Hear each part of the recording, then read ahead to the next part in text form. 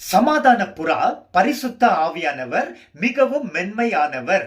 கூட்டில் முட்கள் இருந்தால் அவர் இருக்க மாட்டார். பிரியமானவரே, ஆண்டவராகிய இயேசு கிறிஸ்து அறிவித்தார், என்றென்றைக்கும் உங்களோடு இருக்கும்படி சத்திய ஆவியானவராகிய தேற்றரவாளனை பிதா உங்களுக்கு தருவார். யோவான் 14:16.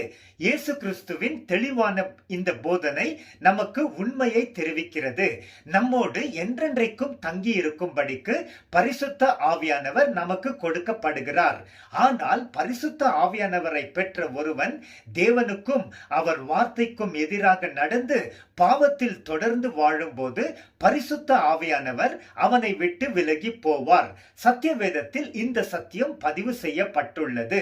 வேதத்தின் ஒரே அதிகாரத்தில் 2 தொடர்ச்சியான வசனங்களில் பரிசுத்த ஆவியானவர் ஒருவன் மேல் வந்து இறங்கினார், மேலும் மற்றொருவனை விட்டு அவர் நீங்கினார் என்று வாசிக்கிறோம். 1 சாமுவேல் 16ஆம் அதிகாரம் 13-14 வசனங்களில் இதை வாசிக்கிறோம். கர்த்தருக்கு பயந்து அவர் இதயத்திற்கு ஏற்றபடி வாழ்ந்த தாவீதின் மேல் கர்த்தருடைய ஆவியானவர் வந்து இறங்கினார். வசனம் 13.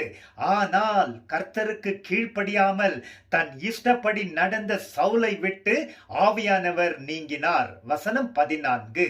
இந்த உண்மை சம்பவங்கள் எனக்கு எச்சரிக்கையை கொடுக்கிறது. நான் தேவனுக்கு பயந்து ஒப்பு கொடுத்து அனுதினமும் அவர் பிரசன்னத்தில் காத்திருந்து அவர் சித்தத்தையே செய்யும் போது பரிசுத்த ஆவியானவர் எனக்குள் விருப்பத்துடன் சந்தோஷமாக தங்கியிருப்பார். ஆனால் தேவ பயம் இல்லாமல் அவர் வார்த்தைக்கு எதிராக நான் தொடர்ச்சியாக வாழ்வேன் என்றால் பரிசுத்த ஆவியானவர் என்னை விட்டு போய்விடுவார்.